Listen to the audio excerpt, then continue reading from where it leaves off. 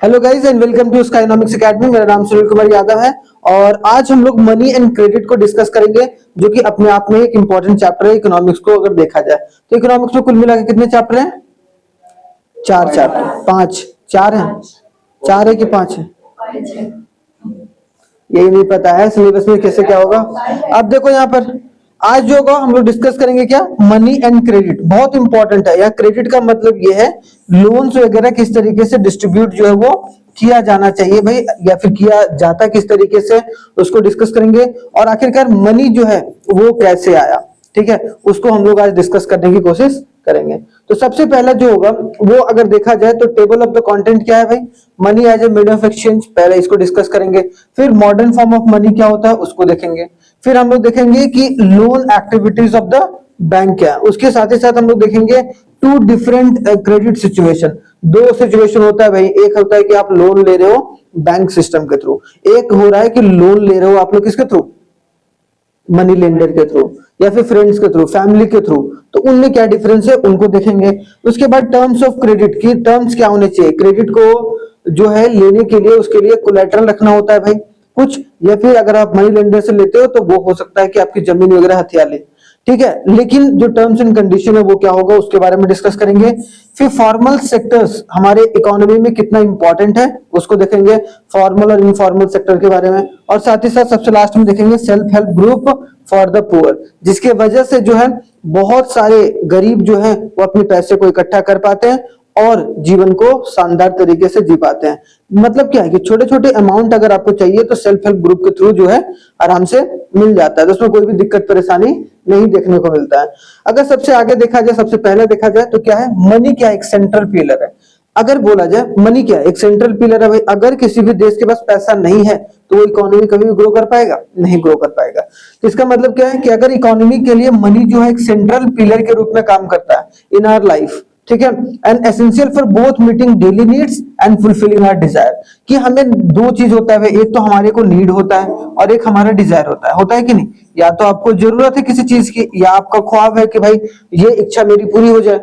तो ये दोनों इच्छा या जरूरत दोनों को पूरा करने के लिए किस चीज की रिक्वायरमेंट है, मनी की रिक्वायरमेंट बहुत जरूरी है, ठीक है। It often serves as a solution of many challenges we face. बहुत सारे चैलेंजेस जो हम फेस करते हैं वो पैसे से दूर हो सकता है। तो कभी कभी बोला भी जाता है कि पैसा भगवान नहीं है तो भगवान से कम भी नहीं है, ठीक है। जिसके पास पैसा है भाई वो एक तरीके से जीवन को शानदार तरीके से जी सकता है, जिसके पास पैसा नहीं है उसकी जीवन एक तरीके से उस लेवल तक वो जी नहीं पाएगा जिस लेवल पर वो सोच पा रहा है। समझ गए। तो ये अपने आप में एक इंपॉर्टेंट है। मीडियम ऑफ एक्सचेंज, तो अगर देखा जाए तो बहुत सारे फंक्शन को परफॉर्म करता है मनी। कौन कौन भाई, सबसे पहले एक्सचेंज के रूप में, कि आप कोई भी सामान को ले रहे हो या फिर बेच रहे हो, उसके बीच में मीडियम कौन है, पैसा। पैसे से ही लिया जा रहा है और पैसे से ही खरीदा जा रहा है। आप मान लो कि कोई सामान को बेच रहे हैं, मान लो कि ये मोबाइल को हम बेच रहे हैं, तो हम गुड्स को बेच रहे हैं भाई, उसके बदले हमें क्या मिल रहा है, पैसा। तो ले भी रहे हैं पैसा और दे भी रहे हैं पैसा उस सामान को लेने और देने में, ठीक है। तो एक तरीके से ट्रांजैक्शन को कंप्लीट करने के लिए जो है मनी का इस्तेमाल किया जाता है। तो अगर कोई पूछेगा what are the different functions of money, तो सबसे पहले फंक्शंस का मनी क्या है भाई, फंक्शन ऑफ मनी क्या है, मीडियम ऑफ एक्सचेंज। दूसरा है unit of account, provide a common measures of valuing goods. एक वैल्यू का क्या प्राइस होगा या क्या वैल्यू होगा वो हमें कैसे पता चलता है, कैसे पता चलता है, पैसे से ही तो, मनी से ही तो पता चल रहा है। कि भाई मान लो कि इस मोबाइल का दाम 10,000 है, 20,000 है, तो वो जो है कमोडिटी की वैल्यू को डिटरमाइन करने का काम जो करता है। तो ये भी एक फंक्शन है मनी का। पहले ऐसा तो नहीं होता था, पहले गुड्स के बदले गुड को बदला जाता था, अभी बताएंगे बार्टर सिस्टम का इस्तेमाल होता था। तीसरा जो है वो क्या है, store of value, maintain the purchasing power over a period of time. मतलब क्या, अगर आप अभी बैंक में 1 लाख रुपए रखे हुए हो तो 1 साल के बाद भी वो 1 लाख रुपए ही रहेगा, ठीक है। हो सकता है कि उसकी कुल जो वैल्यू है, वैल्यू में गिरावट आ जाए, लेकिन 1 लाख रुपए का तो 1 लाख रुपए ही रहेगा ना भाई। वो ऐसा तो नहीं है ना कि धीरे धीरे बैंक खा जा रही है आपका पैसा, ऐसा तो होगा नहीं। इसका मतलब क्या है कि आप किसी भी चीज को स्टोर कर सकते हो कि इन अ फॉर्म ऑफ मनी। अब वो कौन सा फॉर्म होगा, मनी के फॉर्म में आप चीजों को स्टोर करना आसान होगा इन कंपेयर टू पहले चीजों का स्टोरिंग होता था। मान लो कि धान हुआ, गेहूं हुआ, धान समझते हो, पैडी हुआ या फिर व्हीट होता था, उसको स्टोर करके रखा जाता था। अब मान लो कि बहुत ज्यादा बारिश हो गया, आपका व्हीट जो है खराब हो गया, तो आपका पूरा एक तरीके से क्या हो गया भाई, आपका जो जो स्टोर करके रखा था अपने वैल्यू को, वो वैल्यू खराब हो गया। अनाज को एज अ वैल्यू के रूप में पहले क्या किया जाता था, स्टोर किया जाता था। ठीक है, तो जैसे जैसे मनी आया तो वो अपनी पावर को दिखाया और उसके तहत जो है स्टोरिंग वैल्यू इससे देखने को मिली।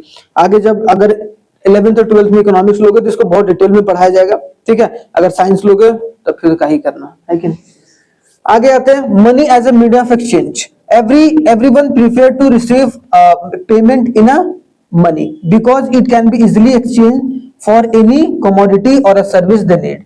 क्यों भाई, आखिरकार देखो रुपया को ही क्यों मीडियम बनाया गया, क्यों? क्योंकि कोई भी सामान को सोल्ड किया जा सकता है या कोई भी सामान को परचेज किया जा सकता है इजिली। सोल्ड एंड परचेज हम किसका करेंगे? या तो हम गुड्स का करेंगे या तो हम सर्विस का करेंगे। या तो सामान बेचा खरीदा जा रहा है भाई, या तो फिर सर्विस खरीदा और बेचा जा रहा है। इसका सिंपल सा लॉजिक है। तो इसीलिए हम लोग इसको बहुत आसानी से एक्सचेंज हो जाता है, जिसके वजह से money important role as a medium of exchange करता है। This flexibility allows the individual to use the money to purchase exactly what they want. तो इसमें जो चीज चाहे आप वो चीज खरीद सकते हो अगर आपके पास पैसा है। तो एक तरीके से मनी मीडिया ऑफ एक्सचेंज के रूप में काम करते हुए देखने को मिलता है। पहले जब मनी नहीं था, क्योंकि आगे हम लोग प्रिंटिंग कल्चर में जब हिस्ट्री में पढ़ेंगे तो वहां पर मनी का जो इवोल्यूशन देखेंगे भाई, किस तरीके से प्रिंट के फॉर्म में आया। लेकिन उसके पहले कुछ नहीं था। ठीक है, तो हमारे पास क्या था? बार्टर सिस्टम था। बार्टर सिस्टम में क्या होता था ये समझना। बार्टर सिस्टम में क्या होता था भाई? What do mean bye barter system? जैसे मान लो कि एक ए है, राम है, और बी है, ये कौन है? लड़की चुटकी है। ठीक है, क्या है भाई? इसका नाम चुटकी है और इसका नाम राम है। अब राम को ये देखो, इसके हाथ में क्या? चिकन है कुछ। ठीक है, और इसके हाथ में क्या? फिश है। तो अगर मान लो कि ये इसे चाहिए चिकन, तो वैसे इंसान को ढूंढना होता था जिसको चिकन की नीड है, मतलब जिसे फिश की नीड है और चिकन उसको देना हो। समझो मतलब क्या समझना ये कि जैसे मान लो कि एक कॉमन एग्जांपल लेते हैं और भी अच्छा, ताकि एग्जांपल और क्लियर हो। ए है और बी है, दो इंसान होते थे। ठीक है, पहले के जमाने में कैसे सामान एक्सचेंज होता था? इसके पास मान लो कि वीट है। क्या है भाई? वीट है। और इसके पास मान लो कि राइस है। ठीक है, अब इसे जरूरत है राइस की। इसकी जरूरत क्या? नीड क्या है भाई? नीड है इसकी राइस की। और इसकी नीड क्या है? वीट की। मान लो कि इसकी नीड क्या है? वीट की। तो ये ऐसे इंसान को ढूंढेगा बी जिसके पास क्या हो? वीट हो और जरूरत हो उसके पास, जरूरत क्या होनी चाहिए उसकी? राइस। मतलब दोनों चीज, डबल कोइंसिडेंस ऑफ वांट्स बोलते हैं हम लोग इसको, कि जो इसके पास है वो इसकी जरूरत होनी चाहिए और जो इसके पास है वो इसकी जरूरत होनी चाहिए। तभी वो सामान को अब क्या करेगा? ये इसको क्या देगा? राइस देगा, और ये इसको वीट देके अपनी वांट्स को ये लोग पहले सेटिस्फाई करते थे। वांट्स सेटिस्फाइड हो गया।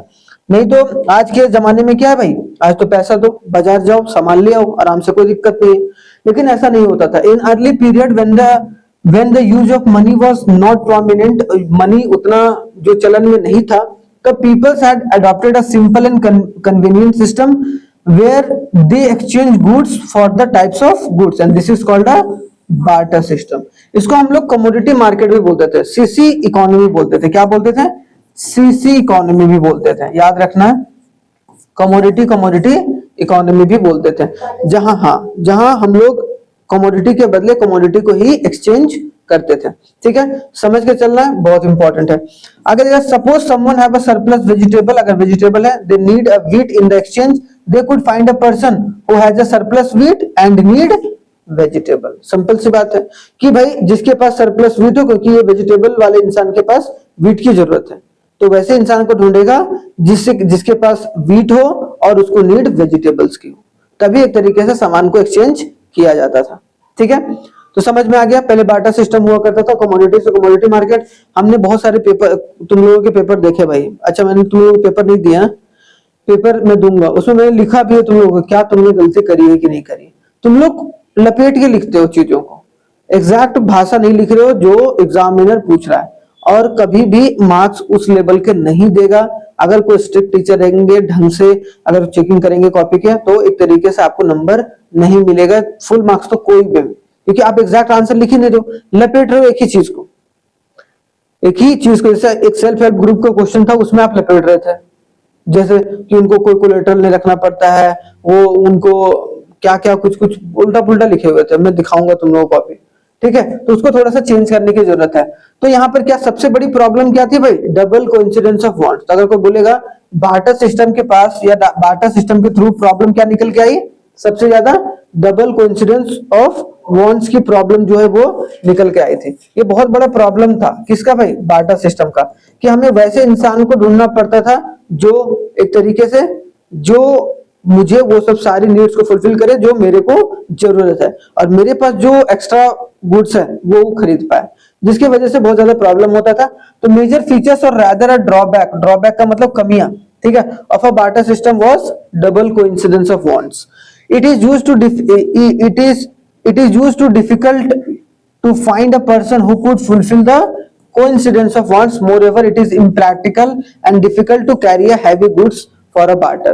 अब मान लो सिंपल सी बात है भाई, हम भटक रहे हैं, हमारे पास मान लो कि वीट है और अब मुझे राइस चाहिए, तो मुझे उस इंसान को ढूंढना होता था जिसे एक तरीके से जिसके पास क्या हो, राइस हो और वीट भी चाहिए, मतलब दोनों चीजें, कि जिसके पास राइस हो और जिसको वीट भी चाहिए, जिसकी वजह से डबल कोइंसिडेंस ऑफ वांट दोनों तरफ से, इसको भी दो तरीके से दो चीजें और इसको भी दो चीजें, कितना कैरी करके उन लोगों तक पहुंचना होता था, कितना उसको मूवमेंट करनी होती थी, जिसकी वजह से बहुत ज्यादा प्रॉब्लम आपको मनी के रूप में देखने को मिलता था। तो एक इम्प्रैक्टिकल था दिस रेस्ट्रिक्टेड इकोनॉमिक एक्टिविटी, जिसके वजह से इकोनॉमिक एक्टिविटी नहीं हो पाता था जिस लेवल पर होना चाहिए, इसीलिए ज्यादा कमोडिटी जो है वो सर्कुलेट भी नहीं हो पाता था एक जगह दूसरी जगह। अब मान लो तुम्हारे पास 5 क्विंटल गेहूं, आप कहां तक घूमते चलोगे भाई उसको लेके, कहां कौन से इंसान को ढूंढोगे, वो तो कोई जानने पहचानने में अगर मिल गया वैसे हो गया, आसपास में तो कम बन गया, लेकिन तब भी सोचो अगर नहीं मिले तो क्या होगा, तो फिर आप अपने बॉन्ड्स को तो कभी फुलफिल कर ही नहीं पाओगे। तो ये सब दिक्कत होता था जो कि एक बहुत बड़ा प्रॉब्लम था, ठीक है, उसको खत्म किया गया किसके थ्रू, मनी के थ्रू। अब आते हैं modern forms of money. Modern forms of money क्या, देखो शुरुआत में बार्टर सिस्टम था, एक पूरा इवोल्यूशन समझो। शुरुआत में क्या था भाई, बार्टर सिस्टम था, उसके बाद कॉइन्स आया, है कि नहीं, उसके बाद क्या आया, कॉइन्स आया, कॉइन्स के बाद जो है क्या आया भाई, कॉइन्स, कॉइन्स का मतलब यहाँ पर मेटालिक है, ठीक है, मतलब मेटालिक मनी आया, मेटल वाला मेटालिक मनी जो कॉइन्स के रूप में इस्तेमाल होता था। फिर आया क्या, प्लास्टिक मनी। प्लास्टिक मनी कैसे, जैसे ATM card, debit card, credit card, है कि नहीं, कौन नहीं, नोट उसके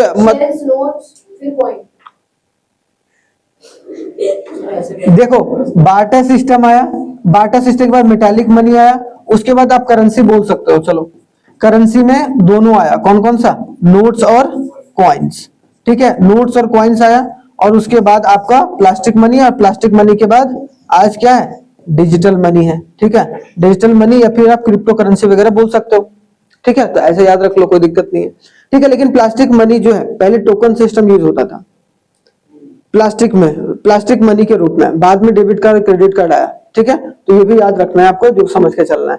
paper notes and the coins, currency का मतलब ये नहीं है, करेंसी का मतलब है कि जो नोट्स है और प्लस कॉइन दोनों को मिलाते हैं तो क्या बनता है, करेंसी बनता है, बस ये याद रखना कि सिर्फ कॉइन कॉइन करेंसी नहीं होता है, नोट्स प्लस कॉइन्स दोनों करेंसी होते हैं। इसमें ना नोट की छपाई होती है, नोट की छपाई कौन करते हैं भाई, आरबीआई करते हैं, 1 रुपया का नोट छोड़कर, 1 रुपया का नोट और जो कॉइन्स है उसको एक तरीके से छपाई कौन करता है भाई, बताओ, ये गवर्नमेंट ऑफ इंडिया, ठीक है, कौन सा, फाइनेंस मिनिस्टर, याद रखिएगा, फाइनेंस मिनिस्ट्री जो है वो एक तरीके से करती है किस चीज की छपाई, कॉइन्स की और 1 रुपए की नोट की, ठीक है, उसके 1 रुपए का नोट और उसके अलावा जितने भी सारे नोट्स हैं, 500 200, ठीक है, फिर आपको 200 रुपए का, 200 तो बोल ही दिया, 100 रुपया, 50 रुपया, 10 रुपया, वो सब सारे नोट की छपाई कौन करती है, इसलिए गवर्नमेंट नहीं, RBI, reserve bank of India, ठीक है, याद रखना है। तो in India the reserve bank of India issue the currency notes on the behalf of central government. सारा काम कौन करता है, RBI, reserve bank of India, जो कि हमारे देश का सेंट्रल बैंक है। सेंट्रल बैंक हमारे देश का जो है वो आरबीआई है, और किसके बिहाफ में ये सब काम करती है भाई, गवर्नमेंट, गवर्नमेंट के बिहाफ में।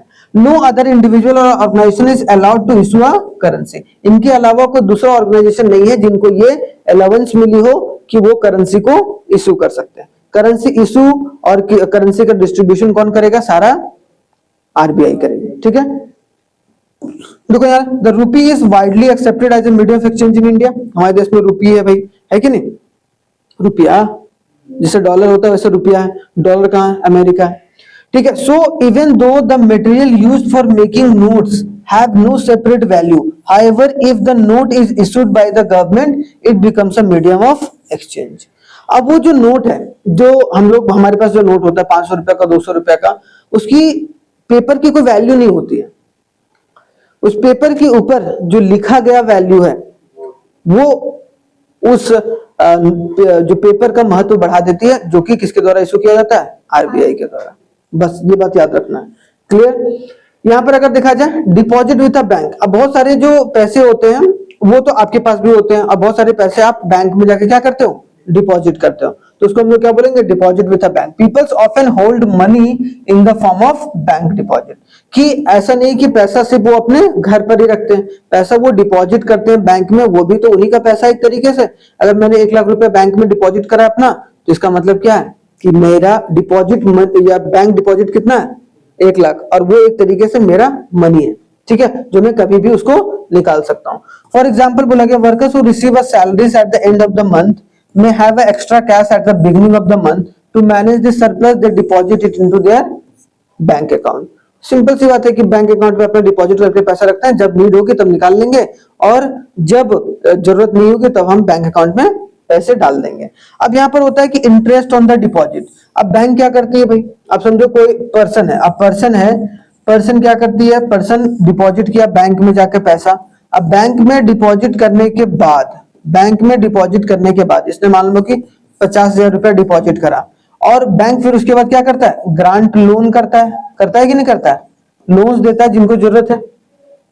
अब मान लो कि ये 50,000 रुपए, इसको जो रेट ऑफ इंटरेस्ट दे रहा है वो मान लो 5% दे रही, ठीक है, लेकिन जो यही पैसा को, इसमें से कुछ पैसा बैंक को अपने पास रखना होता है और कुछ पैसा आरबीआई को देना होता है, ठीक है। अब बाकी सारा पैसा कहां पर, वो लोन ग्रांट करती है और इन लोगों से higher rate of interest charge करती है, मान लो 15% ले रही है और इसको कितना दे रही है, 5%, तो बीच का 10% क्या हो गया, बैंक पर भरोसा, ट्रस्ट का, उसने एक तरीके से पैसा कमाया।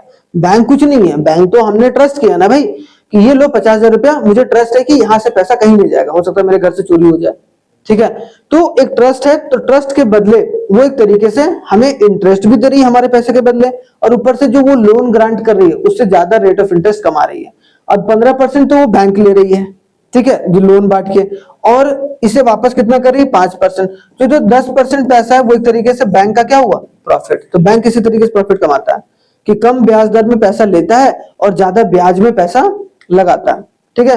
तो वही हो गया interest on deposit. Bank accept this deposit and pay interest on them, interest देता है भाई, insuring that money is both safe and earn a return.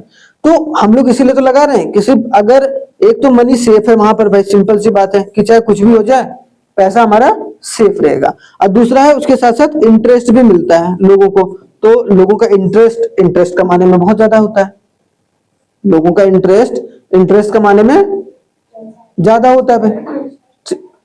एक होता है कि मेरा मन कर रहा है, तो मन करता है कि इंटरेस्ट कमाए, कि पैसा रखा हुआ रहेगा घर पर, क्या फायदा, वही 5%, तो 5% तो बढ़ रहा है हमारा पैसा कम से कम, इसलिए तो बैंक में रखेंगे। डिपॉजिटर्स कौन होते हैं, जो पैसा डिपॉजिट करते हैं, can withdraw their money as needed and making this deposit known as a demand deposit. Demand deposit का मतलब क्या हो गया कि बैंक जो होता है ये पावर देता है डिपॉजिटर्स को कि कभी भी वो पैसे को विड्रॉ कर सकता है जब भी उसकी डिमांड हो, और डिमांड किया जाके वहां की मेरे को 50,000 में 20,000 निकालना है, निकाल के ले लो, तो उस पैसे को हम लोग डिमांड डिपॉजिट बोलते हैं। एक हम लोग बोलते हैं fix deposit. Fix deposit demand deposit नहीं होता है, डिमांड डिपॉजिट अलग होता है, फिक्स डिपॉजिट अलग होता है। एक होता है कि जो सेविंग खाता में आपने पैसा रखा उसको आप कभी भी निकाल सकते हो, आप एफडी को नहीं निकाल सकते हो, कभी एक समय पीरियड होता है, अगर निकालना होगा तो फिर आपको इंटरेस्ट रेट कम मिलेगा, ठीक है, एफडी जो फिक्स डिपॉजिट होता है, ठीक है। तो यहां पर एक चीज समझ के चलना है। आगे आते हैं चेक पेमेंट। एक क्या होता है भाई, दूसरा cheque payment. Demand deposit can also be used for the payment by cheque. अगर आपके पास 50,000 रुपया अकाउंट में है, 50,000 रुपया अकाउंट में, तो आपने मान लो कि एक पार्टी को पैसा देना है 20,000 रुपया, ठीक है, 20,000 रुपया मान लो कि स्कूल फीस देना है, तो आपने क्या करा, उस स्कूल के नाम से एक चेक बना दिया और चेक इशू कर दिया, वो जाके बैंक में अपना उस चेक से डिपॉजिट करवा लिया अपने बैंक अकाउंट में। तो आप अपने डिमांड डिपॉजिट को, जो भी आपके अकाउंट में जो पैसा है, उस पैसे का इस्तेमाल आप चेक के थ्रू कर सकते हैं और उसको ट्रांजैक्शन आराम से किया जा सकता है। A cheque is a return. अब what do mean by cheque? तो सवाल क्या आएगा यहाँ पर भाई? एक तो सवाल आ सकता है डिमांड डिपॉजिट क्या होता है। तो डिमांड डिपॉजिट वैसा मनी होता है जो कभी भी जो डिपॉजिटर्स है वो अपने बैंक से पैसा निकाल सकते हैं, that is called the demand deposit. Cheque जो पेमेंट होगा, a cheque is a written instruction. क्या है? चेक एक रिटन इंस्ट्रक्शन होता है भाई, इस तरीके का चेक होता है, ठीक है। From the account holder to the bank to pay a specific amount from their account to the recipient named on the cheque, कि जिसका भी नाम उस चेक में लिखा रहेगा। जैसे लिख दिया हमने कि विवेक, विवेक को इतना, मतलब मान लो कि 5,000 रुपया आप मेरे अकाउंट से दे सकते हैं, और आपने यहाँ क्रॉस लगा दिया। तो क्रॉस लगाने का मतलब होता है कि वो उसी के खाते में जाएगा जिसका नाम लिखा हुआ। सिंपल सी बात, समझ गए? अब हाँ, क्या क्या पे टू, वो तो अपने लगाना होता है, वो अपने से होता है, वो आप लगाओगे, नहीं लगाओगे तो वो कैश में पैसा निकाल सकता है। तो वैसे क्या होता है, ऐसे कोई भी निकाल सकता है। हाँ, ऐसे तो कोई भी कैश से निकाल लेगा ना। इसीलिए सिक्योरिटी के लिए हम लोग क्रॉस चेक करते हैं। जैसे मैं भी टीचर्स को पेमेंट करता हूँ तो उसमें भी क्रॉस चेक रहता है ऊपर में, ताकि वो उन्हीं के खाते में जाए। मान लो कि उनका चेक भूल गया तो मेरा घाटा नहीं होगा, उनका घाटा हो जाएगा ना, क्योंकि मेरा तो घाटा नहीं होगा, उनका घाटा हो जाएगा। तो ये चीज दिक्कत है, समझ रहे हो? चलिए आगे अगर देखा जाए तो क्या है भाई, अगर we must understand the both currency and deposits are closely linked with the other for the purpose of working and the banking system manage the relationship between the two. तो याद रखना कि दोनों के बीच में लिंक का काम करता है, करेंसी एंड डिपॉजिट। एक होता है करेंसी भाई, एक होता है डिपॉजिट। करेंसी का मतलब मैंने बताया, करेंसी दो चीजों से मिलकर बनता है, नोट्स प्लस कॉइन्स। नोट्स और कॉइन्स मिलते हैं तो एक तरीके से करेंसी को जन्म देता है, और वो करेंसी जो है हम लोग जाकर बैंक में डिपॉजिट करते हैं, ताकि हमें कोई भी आगे चलकर दिक्कत परेशानी ना हो। एक तो हमें हमारा पैसा सेफ रहे, और एक है कि हमें प्रॉपर रेट ऑफ इंटरेस्ट भी मिलता रहे। बहुत इंपॉर्टेंट है, समझ में आया? अब मॉडर्न फॉर्म ऑफ मनी में, जैसा कि मैंने अभी बताया भी तुम लोगों को, क्या है भाई, करेंसी में नोट्स और कॉइन्स, और एक होता है जो डिपॉजिट विद अ बैंक, जो कि अपने आप में एक इंपॉर्टेंट यहाँ पर टर्मिनोलॉजी देखने को मिलता है। ठीक है, कल ये चैप्टर खत्म हो जाएगा, बहुत छोटा चैप्टर है, ठीक है, तो इसको हम लोग देखकर जरूर चलेंगे। चलिए, थैंक यू वेरी मच, जय हिंद, मिलते हैं नेक्स्ट वीडियो में। तब तक आप लोग अपना बहुत बहुत ख्याल रखिएगा, धन्यवाद।